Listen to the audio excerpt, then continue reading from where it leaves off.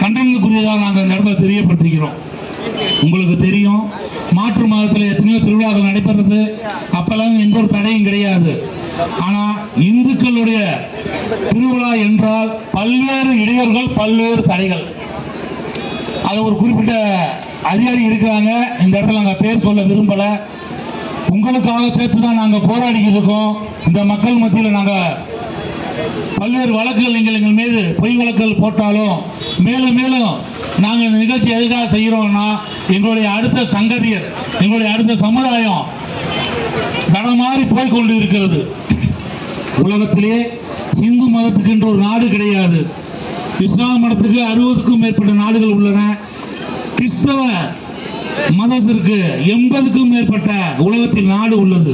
ஆனால் உலகத்தையே கட்டி ஆண்ட இந்த ராஜராஜ சோழன், பாண்டிய மன்னன், சேர மன்னர்கள் ஆண்ட, ஆசியாவை பெரும்பகுதி ஆண்ட இந்து தேசத்திற்கு ஒரு சொந்தமா நாடு கிடையாது. இது மிகவும் ஒரு வன்மையான ஒரு செயல். குறிப்பாக ஆளுகின்ற திராவிட முன்னேற்ற கழக அரசாங்கம் இஸ்லாமியருக்கு துணை போகிறது, கிறிஸ்தவ அமைப்புகளுக்கு துணை போகிறது. ஆனால் இந்து அமைப்புகளுக்கு எதிராக வழக்கு போடவும் அவருடைய மத கடமைகளை தலையிட்டு குறுக்கீடு செய்வதுதான் அவருடைய தாரக கடமையாக உள்ளது. 35 கட்டுப்பாடு எதுக்குன்னு கேளுங்க. இந்த விநாயகரை நாங்க எங்க மக்கள் மத்தியில் வச்சு வழிபாடு செய்து அதை ஊர்வலமாக செல்வதற்கு 35 அரசாங்க கட்டுப்பாடு. எவ்வளவு ஒரு பெரிய வேதனையான விஷயம் தெரியுங்களா? அதெல்லாம் உச்சநீதிமன்ற உத்தரவு இருக்கு. பூங்கோழியான ஒளிபெருக்கிகளை பயன்படுத்தக்கூடாது, அதை உடனடியாக அகற்ற வேண்டும். இங்க எத்தனை அதிகாரி நிக்கிறீங்க? எத்தனை மசூதி இருக்கு பக்கத்துல? எத்தனை சர்ச் இருக்கு? ஏன் அந்த கொலையாளை நீங்க அவுக்கலாம்ல? இது உயர்நீதிமன்ற உத்தரவு தானே. இதெல்லாம் செய்ய மாட்டாங்க. அவங்களுக்கு தெரியும், கண் இருந்து கூடதாக, காது இருந்தும் செவிடர்களாக, வாய் இருந்தும் ஊமையாக மாற்று மதத்திற்கு முன்னாடி இந்த காவல்துறை அதிகாரிகள் இருப்பதுதான் இவருடைய சிறப்பு அம்சம். ஆனா இந்துக்கள் முன்னாடி, இந்து இயக்கம் முன்னாடி வீரியத்தை காட்டுவதுதான் இவருடைய வீரத்தீர செயல்பாடாக உள்ளது. நாங்க என்ன சொல்றோம்னா, எல்லாத்துக்கும் பொதுவானவங்க தான் நீங்க. எங்களுடைய வரி பணத்துல தான் இந்த அரசாங்க ஊழியர்கள் சம்பளம் முதற்கொண்டு அத்தனை விஷயங்கள் நடைபெறுது. அதுல எந்த ஒரு மாற்று கருத்து இல்லை. ஆனா ஏன் ஒரு இந்து மதம் சார்ந்த ஒரு விஷயத்துல மட்டும் இவ்வளவு பெரிய ஒரு அடக்குமுறையை நீங்க கையாளுறீங்க? இதை வேணாம். இதை நீங்க தயவு செஞ்சு ஒரு பரிசீலனை பண்ணுங்க. அதிகாரிகளுக்கு அதுதான் நாங்க சொல்லக்கூடிய ஒரு தாழ்மையான வேண்டுகோள். குறிப்பா இந்த வடமதுரையில் இருக்காரு நம்ம ஏழுமலையான் கோயில் எதிர்த்தாப்புல இருக்குது. இந்த கோயிலை சுத்தி பாத்தீங்கன்னா இஸ்லாமியர்களுடைய மாட்டு இறைச்சி கூடங்கள் இங்க அதிகம் இருக்குது. இதை ஏற்கனவே நாங்க கண்டிச்சு வடமதுரையில் ஆர்ப்பாட்டம் பண்ணியிருக்கோம். உடனடியாக இந்த பகுதியில் இருக்க மாட்டு இறைச்சி கூடங்களை அகற்ற வேண்டும் என்று பேரூராட்சி அலுவலகத்தில் ஒரு மனு கொடுத்திருக்கோம். ஆனா இது வரைக்கும் ஒன்றும் கிடையாது. குறிப்பா சொல்லணும்னா, இந்த சவுந்தரராஜா கோயில் வருடத்துக்கு ஒரு முறை திண்டுக்கல் மாநகரம் முழுக்க இவர் கள்ளழகரா எருந்தறி அத்தனை பகுதியிலும் ஊர்வலமா வருவார்.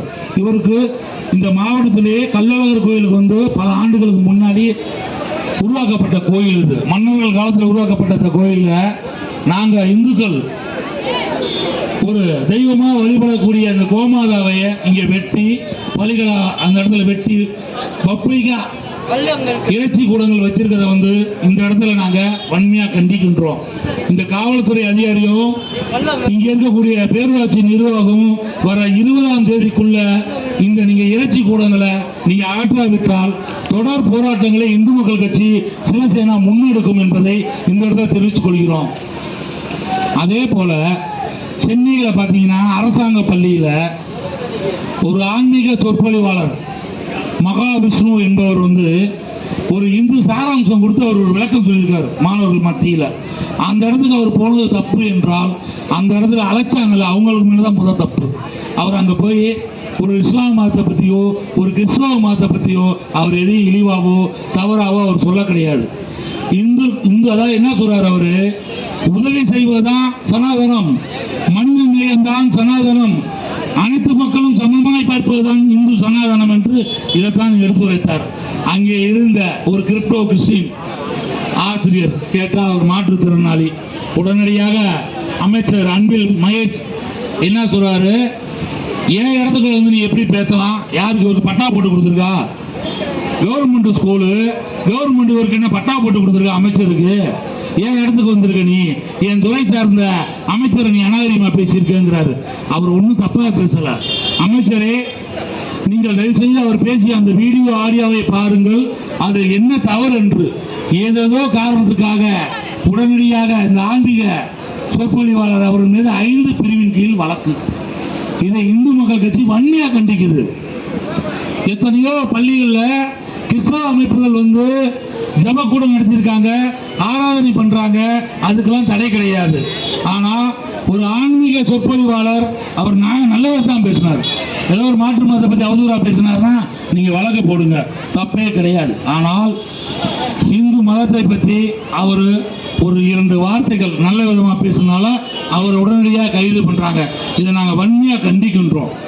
அமைச்சர் பெருமக்கள் அவர்களுக்கும் மாண்புமிகு தமிழக முதலமைச்சர் ஐயா மு.க. ஸ்டாலின் அவர்களுக்கும் ஒரு தாழ்மையான வேண்டுகோள்.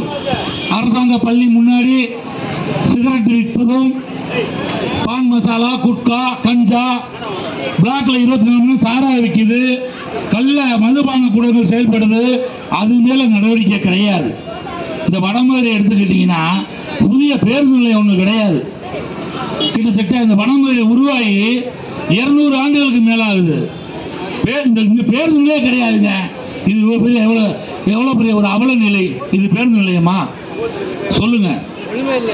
ஏன் எவ்வளவு இடம் இருக்குது இந்த இடத்துக்குள்ள? ஒரு பேருந்து நிலையம் அமைக்க முடியாத அந்த பேரூராட்சி நிர்வாகம் நினைச்சு பாருங்க. இவர்கள் இந்த மண்ணை